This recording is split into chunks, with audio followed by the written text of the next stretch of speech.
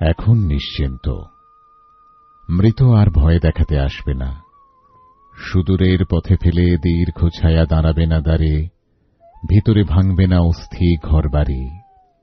তুমি গেছ, স্পর্ধা গেছে, বিনয়ে এসেছে। পোড়া পাথরের মতো পড়ে আছো বাংলাদেশে, পাশে ঋত্বিক তোমার জন্যে তুচ্ছ কবি আর্তনাদ করে। যাকে নিয়ে এই কবিতা লিখেছিলেন শক্তি চট্টোপাধ্যায়, সেই মানুষটা গল্পে আড্ডায় বারবার বলতেন একটা বড় প্রতিবাদের দরকার ছিল, কিন্তু সেটা কেউ বুঝল না। তবে শুধুমাত্র তীক্ষ্ণ বৌদ্ধিক অন্বেষণ সংজাতই ছিল না তার প্রতিবাদী চেতনা, তাতে এসে মিশেছে অন্য এক ধরনের কল্পনা ও রোম্যান্টিকতাও। আর সবকিছুর কেন্দ্রে এক অবিচল বিশ্বাস, সেই বিশ্বাসের প্রতি নিরন্তর সততা। কঠিন বাস্তব আর একই সঙ্গে চাঁদনি রাতের স্বপ্নকে মিশিয়ে ছবি, সংলাপ আর গানের মধ্য দিয়ে সেলুলয়েডে অনবদ্য কবিতা লেখার জাদুকাঠি যার হাতে ছিল, তার নাম ঋত্বিক কুমার ঘটক। ব্রহ্মাণ্ড পুছে, সব পুছে। জন্ম 1925-এর 4 নভেম্বর ঢাকায়। 4-এর দশকে বাড়ির সকলের সঙ্গে কলকাতায় চলে আসেন। আর এই টালমাটাল সময়টাই বোধহয় তাঁর সত্তার বিকাশ এবং অভিমুখ স্থির করার ক্ষেত্রে অত্যন্ত গুরুত্বপূর্ণ। ছিন্নমূলের যন্ত্রণা এবং তার পাশাপাশি নতুন করে গড়ার ছবি বারবার ফুটে উঠেছে তার ক্যামেরায়। দাঁড়ালে কেন? চলো চলো।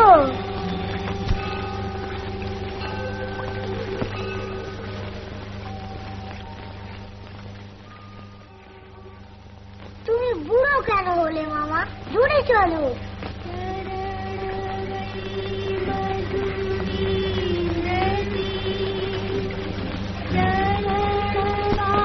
এসো এসো এসো এসো।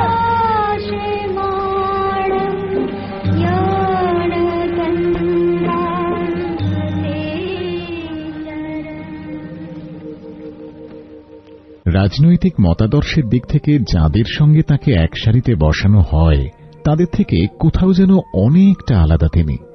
আসলে মানুষটি যে ছিলেন নিজস্ব ধাঁচের। চলচ্চিত্র নির্দেশনার ক্ষেত্রেও তিনি যে নিজের জন্য আলাদা এক সরণি তৈরি করে নিয়েছিলেন, তার উল্লেখ রয়েছে স্বয়ং সত্যজিৎ রায়ের বক্তব্যে। তিনি ঋত্বিককে একেবারে স্বতন্ত্র বাঙালিয়ানার এক পরিচালক বলে বর্ণনা করেছেন। আমি ক্লান্ত, সত্যিই ক্লান্ত। তুমি তো জানো দুর্গা, আমি সহজে ক্লান্ত হই না, কিন্তু আজ আমার মন বড় ক্লান্ত।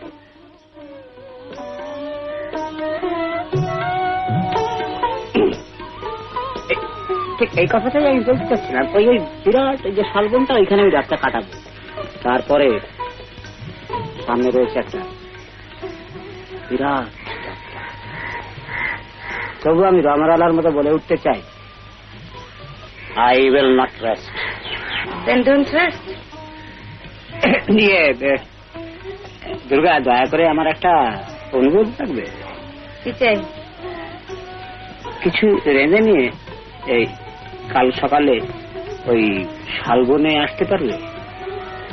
আমি খুব ভোরেই রওনা হতে চাই।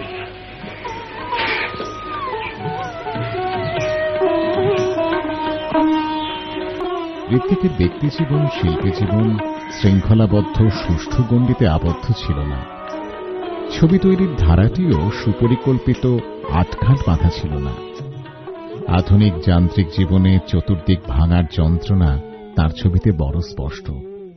আবার জীবনের উচ্ছ্বাসের মতোই সেখানে স্বাভাবিক নিয়মে সৃষ্টির নতুন আশা।